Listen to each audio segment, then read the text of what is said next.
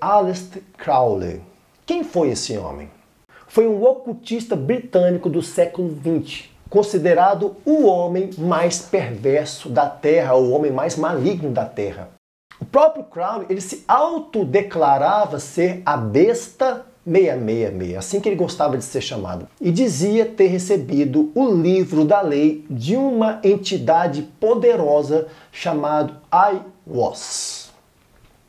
Ele relata uma coisa interessante, ele fala assim, que em 1904, quando ele estava lá em Cairo, no Egito, por 3 dias consecutivos, de meio-dia às 13 horas da tarde, ele escutou a voz dessa entidade sobre o seu ombro esquerdo. No meu caso é esse aqui, para vocês seria esse aqui, né?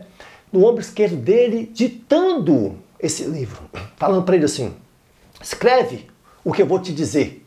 Então ele escreveu todo esse livro da lei, ditado por essa entidade. Esse livro da lei é uma doutrina libertária e totalmente anticristã. E o lema central, também chamado Lei de Telema, porque Telema foi tipo uma religião, uma filosofia que foi criada através desse livro da lei. O lema central é o seguinte: faça o que queres e serás o todo da lei. Esse ensino de Crowley, ele influenciou muita gente. Vamos falar sobre isso daqui a pouco. Só quero falar mais uma questão aqui da experiência de Crowley. Em 1918, esse livro ele recebeu em 1904 no Cairo. Em 1918, lá em Nova York, ele teve o primeiro contato através de rituais de meditação, parecido com viagem astral. Tem até um nome aqui que não me lembro mais qual é esse nome. Ele teve contato com um ser chamado Lan. E ele desenhou esse ser, ele fez o retrato desse ser. O próprio Aleister Crowley fez o retrato desse ser. Ele afirma que ele desenhou inspirado pela própria entidade. E ele diz que aquele retrato ele tem um intuito, ele tem um objetivo de ser um ícone mágico. O retrato que deveria ser utilizado para as pessoas como foco no processo meditativo, para que eles então pudessem ter acesso a outras criaturas da mesma classe, outras criaturas interdimensionais. E o interessante é que esse retrato, que eu vou colocar para vocês aí verem agora, mas em pouquíssimos segundos, fazendo a transição para um ser que é um alien do tipo Grey. Ele é muito parecido com esse tipo de alien. O alien Grey é aquele que aparece muito aí em filmes, em desenhos animados, em séries. É aqueles baixinhos que são cinzas e tem aquela cabeçona grande, aqueles olhos pretos, uma boquinha quase imperceptível, sem pelo. Entidade, Lan, foi lançado um livro em 2023. Deixa eu colocar para vocês a foto desse livro aí, que eu printei de um anúncio lá na Amazon. Olha só o que fala esse livro. Olha só que coisa esquisita, gente. Lan, o caminho, o manual dos psiconautas. Agora, olha bem a sinopse dele. O que está dizendo aqui, ó? Trata-se de relatos de experiências de pessoas que utilizaram o retrato de Lan para contatar e comungar com seres alienígenas, com consciências que transcendem o reino. Então, assim, o interessante é que esse ser Lan, a aparência dele é muito próxima ao alien Grey. Passando aqui um helicóptero aqui, ai, ai, ai. Só que isso aconteceu em 1918. E a ufologia, ela foi dar o seu start mesmo a partir de 1947. Aquele caso muito famoso de Roswell, o primeiro caso é onde foram encontrados destroços de uma nave alienígena no estado da Cidade do México, nos Estados Unidos. Existe toda uma documentação sobre isso aí. O próprio governo no começo falou que era realmente uma nave extraterrestre, depois eles voltaram atrás dizendo que era um balão meteorológico. Mas eu quero mostrar para vocês o ponto interessante é que desde 1918 o Aleister Crowley já está fazendo um desenho muito próximo àquilo que as pessoas começaram a ver a partir de 1947. Não se tinha ideia, não se tinha nem esse estereótipo Alien Grey, né? Agora, a influência do Aleister Crowley na contracultura de 1960 e de 1970 é outro ponto muito importante. Muitos ícones, principalmente da música, eles se envolveram nos ensinos de Aleister Crowley e reverenciaram a ele. Inclusive, eles propagaram o seu ensino por meio das suas músicas. Vamos citar alguns deles aqui. Alguns apenas, tá, gente? Não tem tempo de falar como que cada um realmente se envolveu. Você pode pesquisar isso na internet, mas eu queria mostrar para vocês porque isso é muito importante. Vamos lá. David Bowie, que era realmente um cara muito estudioso do ocultismo, ele fez referência a Crowley na sua música Quicksand. Ozzy Osbourne era um cara também muito louco, ele fez uma música chamada Mr. Crowley, música terrível, uma música das trevas mesmo, né? O Iron Maiden, que também tem várias músicas com ensinos do Crowley, várias músicas. Depois você tem o Led Zeppelin, talvez foi um dos que se envolveram mais fortemente nos ensinos do Crowley. O próprio Jim Page, que é o guitarrista do Led Zeppelin, ele comprou a mansão do Crowley ali no Lago Ness, na Escócia, e ele se declarava um seguidor do Crowley, né? Também temos o Rolling Stones. O Rolling Stones também, eles têm músicas que falam do Crowley. E por último, os Beatles. O Beatles não poderia ficar para trás. Inclusive, eles colocaram na capa do disco deles, né, um disco muito famoso deles, o Sgt. Pepper's Lonely Hearts Club Band, a fotinha do Crowley. Olha aqui, ó. O Crowley tá aí, ó. Eles estão reverenciando esse homem. Eles tinham aliança com o Crowley. Todos esses grupos tinham aliança com o Crowley, gente. E aqui no Brasil, um expoente muito grande do ensino do Crowley foi o próprio Raul Seixas. O Raul Seixas se dizia um grande seguidor de Crowley.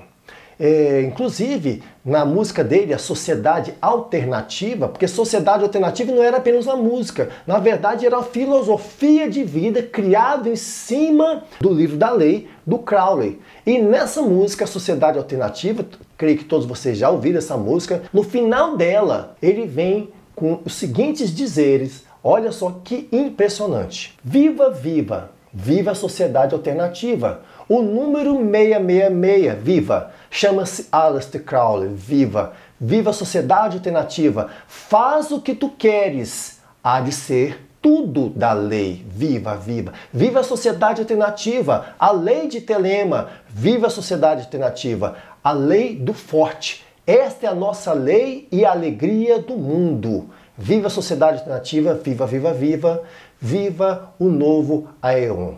Gente, imagina quantos milhões de pessoas foram e ainda são expostas a essa influência oculta em que eles acabam absorvendo algo sobre esses ensinamentos ocultistas sem sequer, gente, perceber através da arte, da música e da cultura. Então é inegável, gente, que pessoas como Aleister Crowley, como Helena Blavatsky, que foi cofundadora da Sociedade Teosófica, é inegável que essas pessoas, elas tiveram acesso a um vasto conhecimento do mundo espiritual. Tiveram experiências que a gente não consegue nem entender a profundidade que eles entraram. A grande questão, gente, é que tudo isso não foi bênção para a vida deles. Porque eles tiveram acesso através de entidades espirituais, que a Bíblia chama de deuses estranhos, outros deuses, potestades e principados, demônios. E estes seres não querem o bem para o homem. Ao contrário, eles querem sugar a vida desse homem. Eles querem destruir a humanidade. E por isso a Bíblia condena tal tipo de experiência. Porque para Deus, elas são abominação. Para Deus, elas são como feitiçaria. Porque elas visam destruir o homem que Deus criou. Então o Aleister Crowley, por mais que ele tenha entrado em tudo isso, e aqui é o ponto que eu quero chegar, demorei tudo isso falando desse homem para chegar nesse ponto, por mais que ele tenha tido realmente uma bagagem de conhecimento que muitos invejam, que muitos desejam ser como ele, isso não mudou a sua condição original de morto espiritual. Isso não foi bênção para ele, na verdade foi uma maldição porque cegou os olhos dele para a grande verdade de que Jesus Cristo, ele é o eu sou, a ressurreição e a vida. É por meio dele que realmente Aleister Crowley entraria numa realidade de poder acessar aquilo que realmente importa, o próprio Deus. Aquilo realmente que trouxesse sentido para a vida dele. Aquilo que realmente o libertasse do poder das trevas. E com 72 anos de idade, Aleister Crowley morreu. Ele morreu de uma maneira muito triste. Ele morreu de uma infecção respiratória grave, tendo seu corpo já muito desgastado pelo terrível vício da heroína. Um senhor de idade viciado em heroína. Então, por causa disso, presume-se que ele não encontrou a verdade. Que até o fim da sua vida, ele não viu Jesus como verdadeiro Senhor e Salvador. Ele morreu do jeito que ele nasceu, um morto espiritual. Isso nos leva ao terceiro aspecto da morte, que é a parte mais terrível e final deste processo, que é a segunda morte, também chamada de morte eterna, que é a imersão do ser em densas trevas, que representa a total separação de Deus e sofrimento eterno. Esse é o destino reservado para o diabo e seus anjos, como também para todo ser humano que termina a sua vida aqui na terra, ainda como morto espiritual. Esse é o destino. Vamos ler dois textos aqui que falam sobre isso. Quem crê no Filho tem a vida eterna. Já quem rejeita o Filho não verá a vida, mas a ira de Deus permanece sobre ele. João 3,36. Apocalipse capítulo 20, versículo 14 e 15 diz assim: esta é a segunda morte, o lago de fogo. E se alguém não foi achado escrito no livro da vida, esse foi lançado dentro do lago de fogo, também chamado Geena, ou seja, a segunda morte. Então, fazendo um resumo final aqui sobre a questão do processo da morte, a morte se inicia no espírito do homem, mas ela também atinge o corpo, que vai se deteriorando até morrer. Mas se o homem, até o final da sua vida, não aceita a Cristo, que é o único que pode mudar essa situação de morte espiritual, ele ainda tem que enfrentar a segunda morte. Alguns falam o dano da segunda morte, que é a morte eterna. Nós vamos ver essa questão de como Jesus pode mudar isso, porque é Ele que pode mudar isso, tá? Então agora nós podemos entrar, diante dessas explicações sobre a questão dos aspectos da morte, podemos entrar nas implicações da declaração eu sou a ressurreição e a vida nas nossas vidas. Vamos ler então o texto novamente. Quem crê em mim, ainda que morra, viverá. E todo que vive e crê em mim não morrerá eternamente. Crês isto? Acho que vocês estão lembrados que eu falei no começo do vídeo que essas duas frases, elas têm uma aparente contradição, mas que na verdade é um paralelismo que Jesus fez para ensinar essa grande verdade gloriosa dele ser a ressurreição e a vida. Então, como a gente vai entender isso? Como a gente resolver esse jogo de palavras? Nós vamos fazer através de 3 pontos. O primeiro ponto é entender a expressão quem crê em mim. Quem crê em mim aponta para uma fé que é viva, uma fé que é relacional. Não é uma fé no Jesus histórico, aquele que mudou no Ocidente a história antes de Cristo e depois de Cristo. Não. É uma fé que se une a Ele. É uma fé que não vem de nós, é uma fé que é dom de Deus. E você não recebe por mérito de você ser bonzinho, de você se esforçar por ser um bom cidadão, não. É uma fé que vem de graça. É uma fé que Deus te dá. É isso que é quem crê em mim. O segundo ponto é entender o significado dessas duas expressões verbais que aparecem nas duas frases. Morra na primeira, que significa morte física, e morrerá, que significa morte eterna, segunda morte. E o terceiro ponto é entender que os dois verbos que estão no futuro do presente, viverá e morrerá, eles se referem a uma questão espiritual e eterna. Não diz respeito à questão física deste mundo. Eles apontam para algo que é espiritual e eterna. Viverá e morrerá. Agora, juntando esses três pontos, essa perspectiva desses três pontos, né, nós podemos agora fazer uma nova leitura dessas frases. Com essa nova perspectiva. Vamos ver como é que vai ficar. A primeira frase, nós vamos ter assim, ó. Quem crê em mim, o seu espírito será regenerado. Essa é a ressurreição do espírito. Esse é o nascer de novo. Então, quem crê em mim passou pelo novo nascimento. Logo, ainda que morra fisicamente, viverá eternamente. Ressurreição do corpo. Que lindo, né, gente? Que promessa poderosa, gente. Aquele que crê em Jesus, que é unido a Ele, unido em um só corpo com Ele. O seu espírito sai do estado de morto espiritual e vive para Deus. Ele agora pode ter comunhão com esse Deus. Ele agora olha para Deus de uma forma diferente. Há algo novo dentro dele. Há um desejo de agradá-lo. E o final de tudo, ainda que ele passe pela morte, a morte não é um ponto final. A morte não pode encerrá-lo. A morte não tem mais a última palavra em relação a ele, porque Jesus é a resposta de Deus para a morte. E ele viverá eternamente, porque o seu corpo também será ressurreto. Veremos alguns textos que falam sobre isso daqui a pouquinho. Então, como é lindo tudo isso. E até parece, sabe o que, gente? Que se Jesus tivesse falado só isso, já estava bom demais. Eu sou a ressurreição e a vida. Aquele que crê em mim, ainda que morra, viverá. Parece que está muito... Está ótimo, está suficiente, está grande demais isso aqui. Só que Jesus ainda vem com uma outra frase, encaixa ela ali no final. E por que ele fez isso? E aquele que vive e crê em mim não morrerá eternamente. Vamos ler aqui dois textos que vão abrir para nós a visão do porquê dessa segunda frase. De fato, a vontade de meu Pai é que todo homem que vir o Filho e nele crer tenha vida eterna, e eu o ressuscitarei no último dia. Observe que Jesus está prometendo que irá ressuscitar aquele que creu nele no último dia. Essa é uma promessa.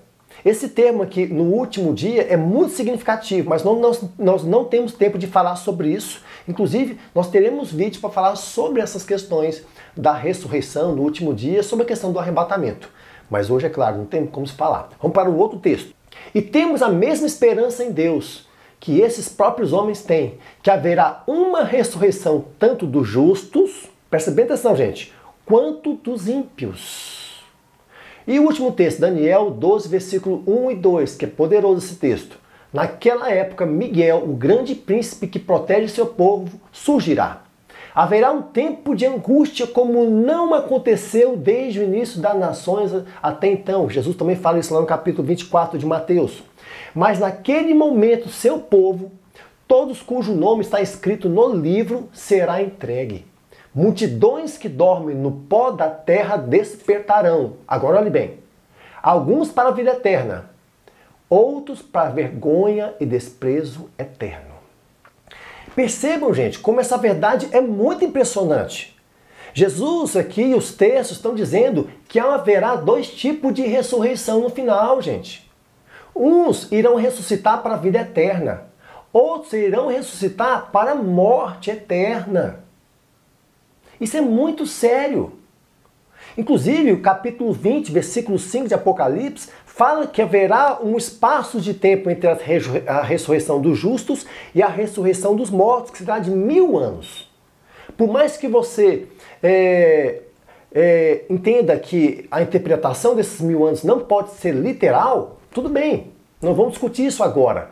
Mas a questão que fica claro é que haverá um período que separará os dois tipos de ressurreição, os justos e os ímpios. Aqueles que são vivos espiritualmente em Cristo, aqueles que são mortos espirituais. E por isso entrarão no lago de fogo. Isso aqui nos leva à seguinte conclusão. O homem não tem que temer a morte física. Ele tem que temer onde ele passará a eternidade. Porque todos irão ressuscitar. É claro que a Bíblia não fala muito sobre como será o corpo ressurreto dos ímpios. O que nós sabemos é que não será glorificado como o corpo que receberemos, que será semelhante ao corpo de Jesus. Existem muitos versículos para falar sobre isso. Por exemplo, capítulo 1 de 1 João, capítulo 3, versículo 2. Depois vocês vão ler isso lá, a partir do versículo 2. Existem vários textos que falam que nós receberemos o corpo que Jesus recebeu quando ele ressuscitou. É um corpo glorificado. Mas a Bíblia não fala do corpo dos ímpios dessa forma. O que se fala é que é um corpo que será indestrutível. É um corpo que será adaptado ou apto para suportar o sofrimento eterno. Olha que coisa impressionante, gente. Então, diante dessa verdade, de que haverá, sim, dois tipos de ressurreição, e Deus, então, dividirá a humanidade em dois grupos. Aqueles que entrarão com o corpo glorificado e imortal para a eternidade, para viver eternamente com Ele, gozar da sua presença e reinarem com Ele. O outro grupo vai com o corpo indestrutível e imortal para o lago de fogo, que é o sofrimento eterno.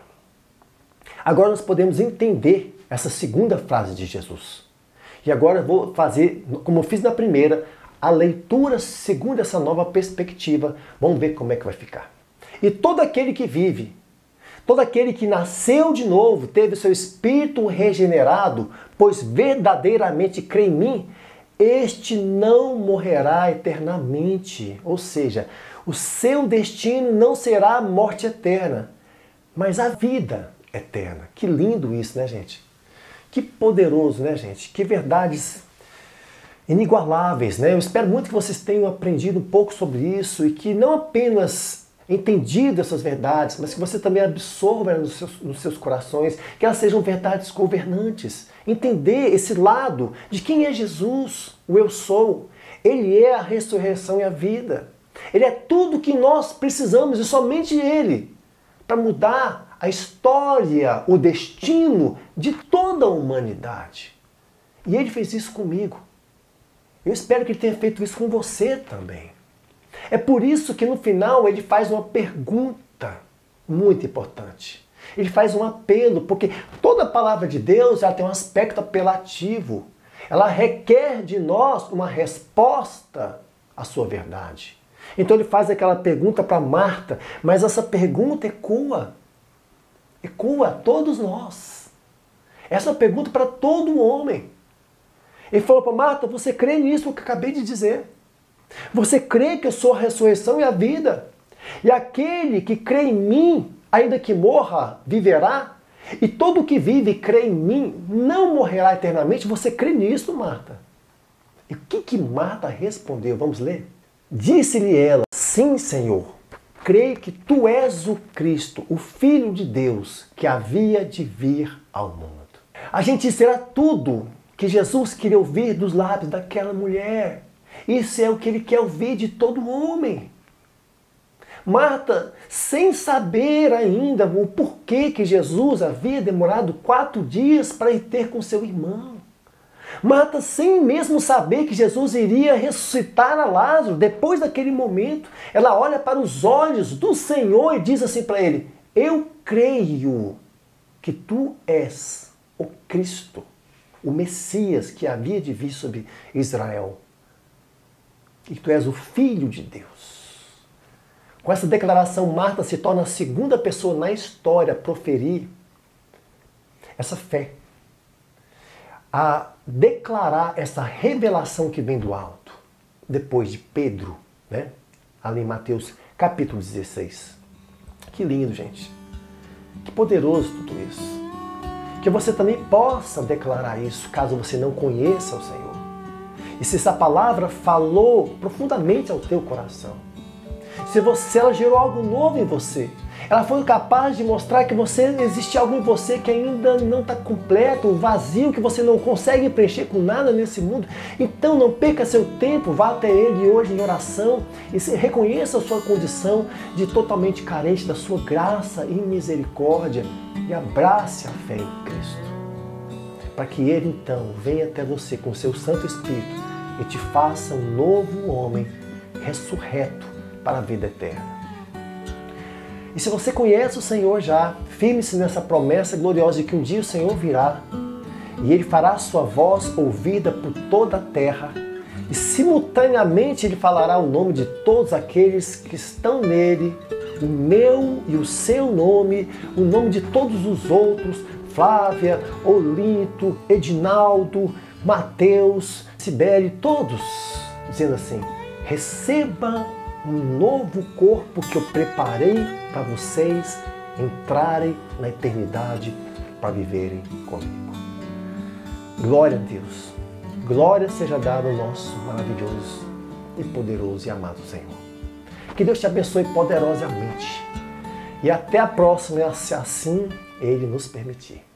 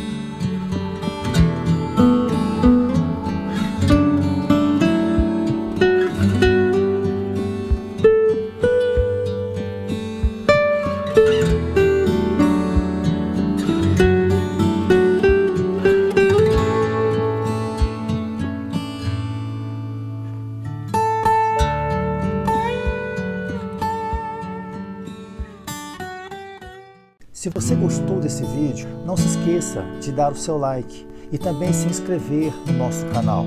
Assim você estará nos ajudando a divulgar essa mensagem que tem como único intuito de proclamar o Evangelho